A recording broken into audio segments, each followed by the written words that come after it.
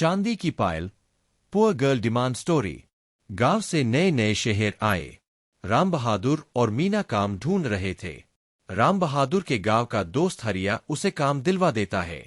मजदूरी का काम मिलने से राम बहादुर बहुत खुश था।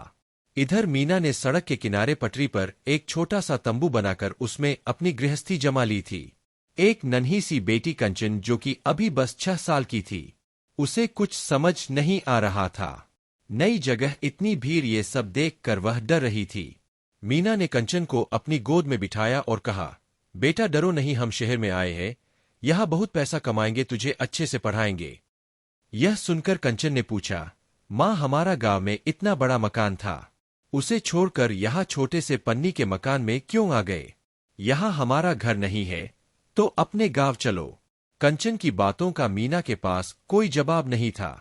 वह उसे समझाते हुए कहती है, बेटी चिंता मत कर, तेरे बाबा बहुत मेहनत कर रहे हैं, एक दिन शहर में भी हमारा अपना घर होगा। शाम को राम बहादुर वापस आया। उसे जो मजदूरी से पैसे मिले थे उनसे वह खाना बनाने का सामान ले आया। मीना ने वही पास में चूल्हा बनाकर खाना तैयार किया, फिर तीनों खाकर अपनी छोटे से तंबू में जाकर सोने लगे। मीना ने राम बहादुर से कंचन की बात की। राम बहादुर ने कहा, अगर सही से काम मिलता रहा और कुछ पैसे बच गए तो किराए पर एक छोटा सा कमरा ले लेंगे। अगले दिन राम बहादुर काम पर चला जाता है। मीना कंचन को लेकर काम ढूंढने निकलती है।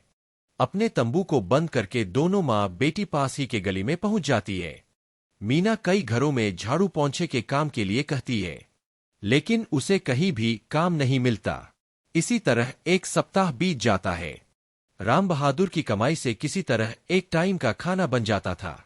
एक दिन मीना और कंचन काम ढूंढने जा रहे थे। एक दुकान के आगे कंचन रुक जाती है। वह एक सुनार की दुकान थी। वहां सामने शीशे के शोकेस में एक सुंदर सी चांदी की पायल रखी थी, जिसे देखकर कंचन रुक जाती है। कंचन कहती है, माँ ये मुझे चाहिए, ये छम छम करती पायल पहननी है। मीना उसे समझाती है, बेटा ये तो बहुत महंगी होगी, हमारे पास खाने के भी पैसे नहीं है, ये कहाँ से ले पाएंगे? लेकिन कंचन गुस्सा हो जाती है। वह जिद करने लगती है। मीना उसे किसी तरह समझाकर वापस ले आती है। शाम को कंचन बिना खाना खाए सो जाती है। मीना राम बहादुर को सारी बात बताती है। राम बहादुर कहता है, तू चिंता मत कर, यही पास बाजार में नकली पायल मिलती है, मैं कल ले आऊंगा, उसे क्या पता लगेगा चांदी की है या नहीं। अगले दिन राम बहादुर शाम को पायल लेकर घर आता है। कंचन बहुत खुश हो जाती है। 2 दिन बाद मीना के साथ कंचन वापस उसी दुकान के आगे से गुजरती है। वहां उसे वही चांदी की पायल दिखती है। कंचन दोनों पायल को मिलाने लगती है। उस चांदी की पायल के सामने अपनी पायल उसे फीकी नजर आती है। कंचन अपनी माँ से कहती है, माँ तुमने मुझे नकली पायल लाकर दी, असली देखो कितनी चमक रही है। मीना ने समझाया, बेटी ये पुरानी हो गई, वो नई है, इसलिए ऐसा लग रहा है। लेकिन कंचन को मीना की बात पर विश्वास नहीं होता। वह फिर से गुस्सा होकर घर आ जाती है। शाम के समय राम बहादुर घर वापस आता है। राम बहादुर कहता है, सुन, मुझे एक जगह काम मिल गया और रहने की जगह भी, साथ ही मेरे सेठ के घर में मैंने तेरे लिए भी बात कर ली है, उनके ही घर में रहेंगे और काम करेंगे। मीना कंचन के सो जाने के बाद राम बहादुर को सारी बात बताती है। राम बहादुर कहता है, चल देखते हैं, पहले ये काम तो हो जाए। अगले दिन तीनों सेठ के घर पहुंच जाते हैं। राम बहादुर सेठ के कारखाने में काम करता था और मीना सेठ के घर में काम करने लगी थी। एक दिन कंचन बाहर बरामदे में बैठी थी। मीना झाड़ू पोंछा लगा रही थी।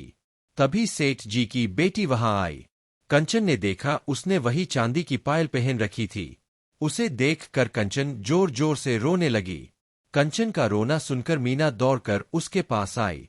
सेठ, सेठानी, राम बहादुर भी वहीं आ गए। मीना ने कंचन को किसी तरह चुप कराया, फिर रोने का कारण पूछा तो कंचन ने कहा, इसने वो पायल पहन ली जिसे मैंने दुकान में देखा था, अब मैं क्या पहनूंगी? सेठ जी ने पूछा तो राम बहादुर ने सारी बात बता दी। यह सुनकर सेठ जी ने कहा, बच्चे सबके एक जैसे होते हैं, चल मैं इसके लिए तुझे पायल दिला देता हूं, थोड़े थोड़े पैसे मजदूरी में से कटवा लेना।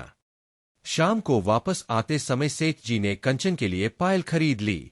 राम बहादुर ने कंचन को पायल दी तो वह बहुत खुश हुई। अगले 7 महीने तक मीना और राम बहादुर अपनी मजदूरी में से थोड़े थोड़े पैसे कटवाते रहे। शिक्षा, अपने बच्चे की एक खुशी के लिए माता पिता बहुत कष्ट उठाते हैं। बच्चों को भी अपने माता पिता का आदर सम्मान करना चाहिए।